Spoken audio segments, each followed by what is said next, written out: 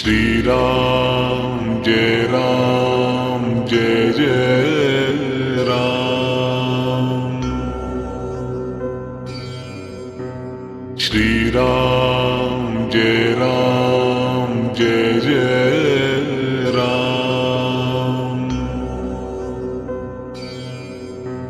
श्री राम जय राम जय जय राम।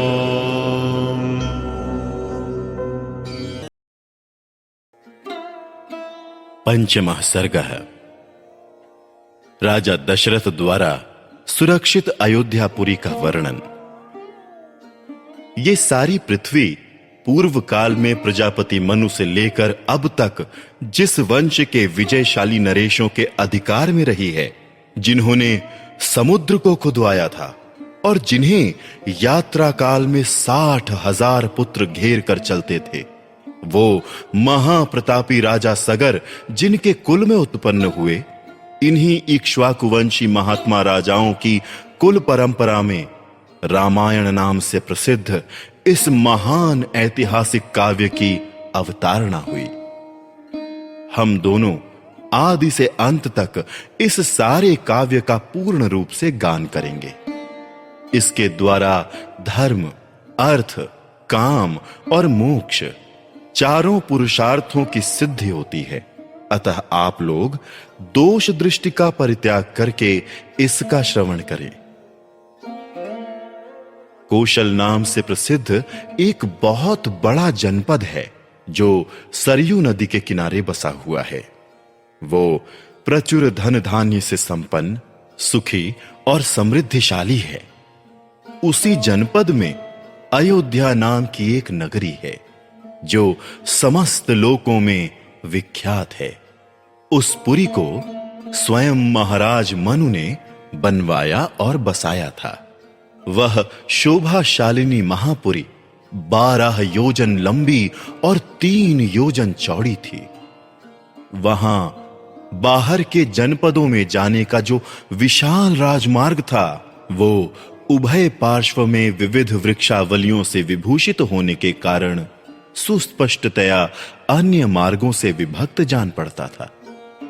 सुंदर विभाग पूर्वक बना हुआ महान राजमार्ग उस पुरी की शोभा बढ़ा रहा था। उस पर खिले हुए फूल बिखेरे जाते थे तथा प्रतिदिन उस पर जल का छिड़काव होता था। जैसे स्वर्ग में देवराज इंद्र ने अमरावतीपुरी बसाई थी, उसी प्रकार धर्म और न्याय के बल से अपने महान राष्ट्र की वृद्धि करने वाले राजा दशरथ ने अयोध्यापुरी को पहले की अपेक्षा विशेष रूप से बसाया था। वो पुरी बड़े बड़े फाटकों और किवाड़ों से सुशोभित थी।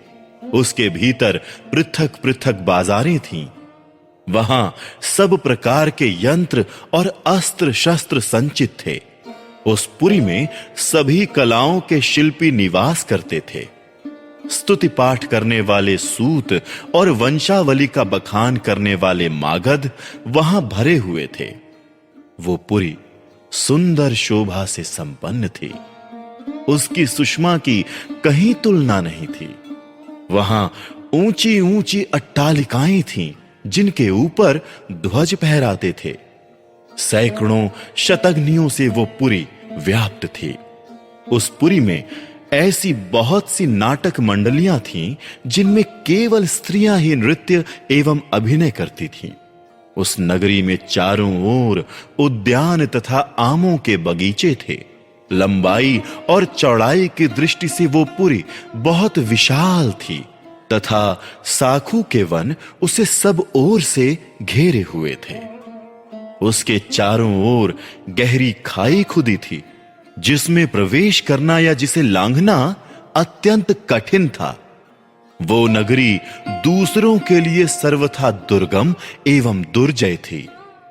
घोड़े, हाथी, गाय, बैल, ऊंट तथा गदहे आदि उपयोगी पशुओं से वह पुरी भरी पूरी थी। कर देने वाले सामंत नरेशों के समुदाय उसे सदा घेरे रहते थे। विभिन्न देशों के निवासी वैश्य उस पुरी की शोभा बढ़ाते थे। वहां के महलों का निर्माण नाना प्रकार के रत्नों से हुआ था। वे गगनचुंबी प्रासाद पर्वतों के समान जान पड़ते थे। उनसे उस पुरी की बड़ी शोभा हो रही थी। बहुसंख्यक कूटागारों से परिपूर्ण वो नगरी इंद्र की अमरावती के समान जान पड़ती थी। उसकी शोभा विचित्र थी। उसके महलों पर सोने का पानी चढ़ाया गया था। श्रेष्ठ एवं सुंदरी नारियों के समूह उस पुरी की शोभा बढ़ाते थे। वो सब प्रकार के रत्नों से भरी पूरी तथा सतमहले प्रासादों से सुशोभित थे। पुरवासियों के घरों से उसकी आबादी इतनी घनी हो गई थी कि कहीं थोड़ा सा भी अवकाश नहीं दिखाई देता था। उसे समतल भूमि पर बसाया गया था। वो नगरी जड़हन धान के चावलों से भरपूर थी। वहां का जल इतना मीठा या स्वादिष्ट था मानो ईख का रस हो। भूमंडल की वह सर्वोत्तम नगरी दुंदुभी, मृदंग, वीणा, पणव आदि वाद्यों की मधुर ध्वनि से अत्यंत गूंजती रहती थी। देवलोक में तपस्या से प्राप्त हुए सिद्धों के विमान की भांति उस पुरी का भूमंडल में सर्वोत्तम स्थान था। वहां के सुंदर महल बहुत अच्छे ढंग से बनाए और बसाए गए थे। उनके भीतरी भाग बहुत ही सुंदर थे। बहुत से श्रेष्ठ पुरुष उस पुरी में निवास करते थे। जो अपने समूह से बिछुड़कर असहाय हो गया हो, जिसके आगे पीछे कोई ना हो तथा जो शब्द वेदी बाण द्वारा बेधने योग्य हों अथवा युद्ध से हार कर भागे जा रहे हों, ऐसे पुरुषों पर जो लोग बाणों का प्रहार नहीं करते, जिनके सधे सधाए हाथ शीघ्रता पूर्वक लक्ष्य वेध करने में समर्थ हैं, अस्त्र शस्त्रों के प्रयोग में कुशलता प्राप्त कर चुके हैं तथा जो वन में गरजते हुए मतवाले सिंहों, व्याघ्रों और सूअरों को तीखे शस्त्रों से एवं भुजाओं के बल से भी बलपूर्वक मार डालने में समर्थ हैं, ऐसे सहस्त्रों महारथी वीरों से अयोध्यापुरी भरी पूरी थी। उसे महाराज दशरथ ने बसाया और पाला था। अग्निहोत्री, शम दम आदि उत्तम गुणों से संपन्न तथा छहों अंगों सहित संपूर्ण वेदों के पारंगत विद्वान श्रेष्ठ ब्राह्मण उस पुरी को सदा घेरे रहते थे। वो सहस्त्रों का दान करने वाले और सत्य में तत्पर रहने वाले थे। ऐसे महर्षि कल्प महात्माओं तथा ऋषियों से अयोध्यापुरी सुशोभित थी तथा राजा दशरथ उसकी रक्षा करते थे। इस प्रकार श्री वाल्मीकि निर्मित आर्ष रामायण आदि काव्य के बालकांड में 5वां सर्ग पूरा हुआ।